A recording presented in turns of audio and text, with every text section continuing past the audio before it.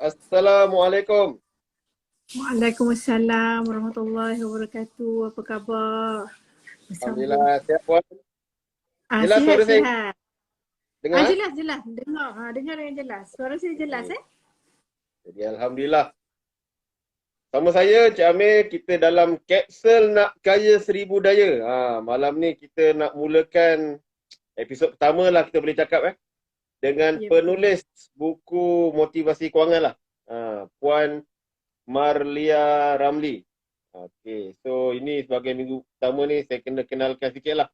Sikit tentang buku yang mana pada yang mungkin yang tak dapatkan lagi buku ni, ini merupakan buku kewangan terbaru kami lah, Galeri Ilmu. Dan insyaAllah kami cuba komit lah setiap Khamis, setiap Selasa hari pukul 9.45 macam ni lebih kurang. Kita buat sekejap je dalam 15 minit. So saya baca sikit lah apa yang ditulis sebagai nak sebutkan kredibel lah Puan Malia ni. Macam mana kita nak inspirasi, motivasi lah kami sebagai orang cakap pembaca nak jadi tirulah kalau boleh jejak langkah Puan Malia macam mana dia tulis kat sini. Memiliki rumah bertanah luas seperti kampung sebelum usia 26 tahun. Nanti saya tak ada lagi ni. Penuhkan kedua-dua akaun AFB sebelum 30 tahun. Saya pun dah 30 tak ada lagi penuh lagi ni. Menjadi ketua jabatan sebagai pengurus sumber manusia sebelum 31 tahun. Okay. Banyak lagi sebenarnya kalau saya nak cakap ni. Tapi tak apa. Saya rasa sebagai mukadimah, saya nak serahkan sikit lah. Puan Malia boleh kenalkan diri sedikit sebelum kita ke soalan pertama. Bismillah Puan. Bismillahirrahmanirrahim. Assalamualaikum. Terima kasih Tuan Amir. Ni first time kita berjumpa. So kali pertama saya pun buat IG live semata-mata Tuan Amir ajak ni. Kalau tak saya selalu dekat FB kan. So nama saya Marlia Ramli. Saya sebenarnya penulis lah. Penulis kecil-kecil yang menulis di media sosial. Saya menulis dah lama lah. At least lebih 5 tahun.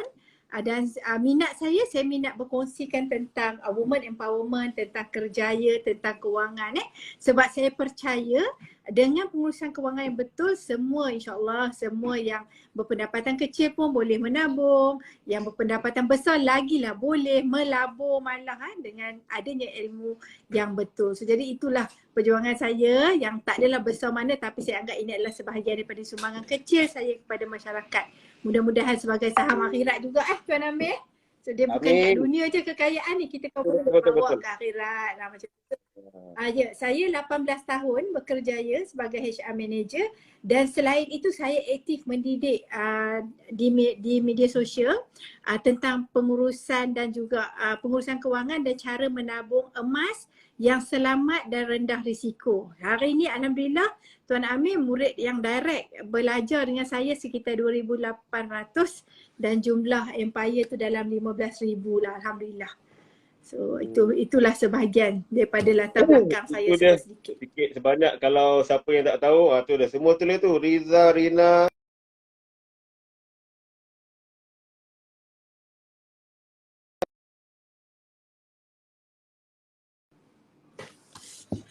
Okey, sebelum tu saya nak terangkan sini live ni saya dengan Puan Malia je untuk malam ni. Ada orang nak join kita punya live ni, insya-Allah kita buat sesi lain kot. Untuk sesi malam kapsul ni InsyaAllah. kita berdua je. Rasa semua ni saya tak ni nak berbual dengan Kak Puan Marlia ni. Okey, tak apa. Itu sesi lain. So kita balik pada buku Puan Malia. Jadi sebagai mukadimah lah, saya akan tanya soalan yang sama pada semua penulis. Tu dia, nak kaya seribu daya.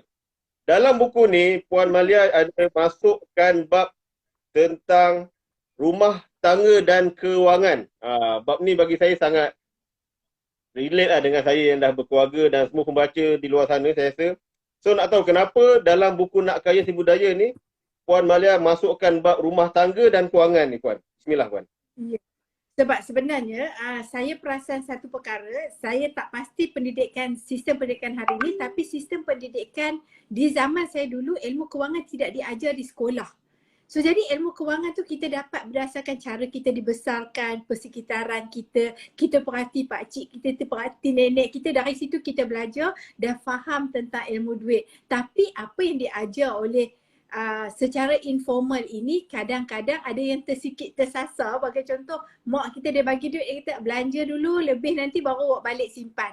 Memang tak habis, tak akan bawa balik lah sebab duit mana pernah cukup kan. So kita belanja dulu, kita habis. So jadi mindset kewangan itu yang ditanam di dalam kehidupan harian kita. So jadi hari ini saya tumpukan untuk menulis dalam buku Nak Kaya Seribu Daya tentang kewangan dan juga pengurusan dengan kewangan. Sekiranya kita bermula daripada rumah, mendidik pasangan kita, anak-anak kita cara menguruskan kewangan betul, insya-Allah anak-anak kita akan mewarisi ilmu dia dan dia membesar, dia akan faham cara untuk mengurus wang cara yang betul. Sebab again saya bagi tahu bahawa konsep urus wang ni dalam Nak Kaya Seribu Daya ni bukan tentang gaji besar, tapi tentang sekiranya kita mengagihkan dengan corak yang betul, dengan matlamat yang betul, dengan pemahaman terhadap duit yang betul, maka insya-Allah kita akan nampak hasil simpanan kita tu. Sebab kewangan yang stabil sebenarnya membawa kepada pembentukan keluarga yang harmoni.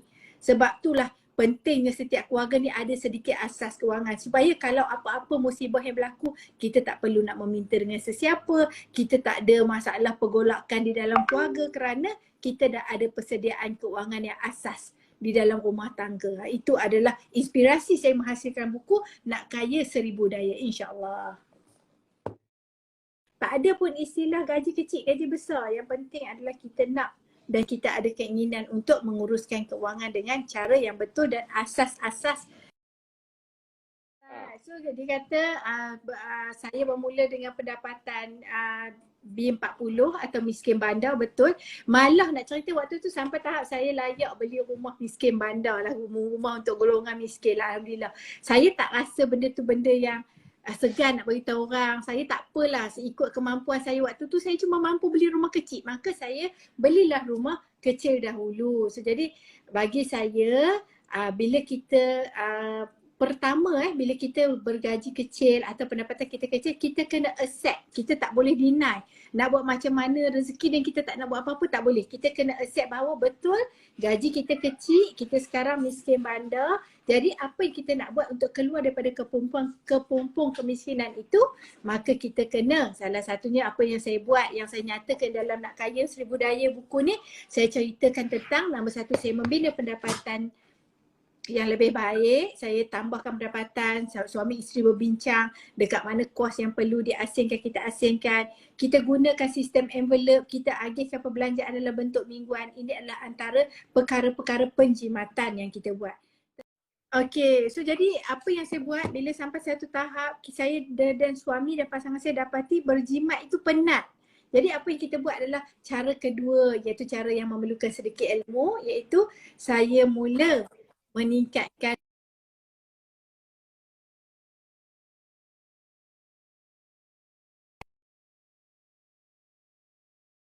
diri saya daripada golongan miskin 20.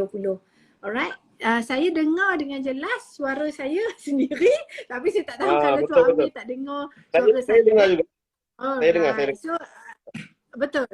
Okay, so soalan yang seterusnya adalah pada situasi sekarang ramai yang golongan muda yang berkahwin muda, tahniah. Sebab saya pun kahwin usia 23 tahun, benda-benda baik ni tak perlu ditangguhkan pun, kita halalkan hubungan, itu yang sebaik-baiknya, senang. Sebab hari ni ramai, saya nak kahwin, saya nak terus dapat orang kaya, tapi itu cerita dalam drama tu Amir. In actual, engineer kita pun gaji 2,000 je hari ni fresh graduate. So jadi kalau pasangan kita, jodoh kita pun gaji baru nak memulai hidup, kawan-kawan wanita pun kena juga ada satu keinginan untuk terbuka dalam soal kewangan, kena ada mindset bahawa kita kena mula daripada keadaan yang bawah dulu. Kita mula bawah dulu, maksudnya mungkin kita dah bermula dengan nak masuk rumah pertama tu kena ada mindset tak apalah, duit kumpul rumah sewa, lepas tu kita masuk tu, saya cerita dalam buku ni semua, kita masuk tu, kita janganlah beli semua sekaligus perabot, kita beli secara berperingkat supaya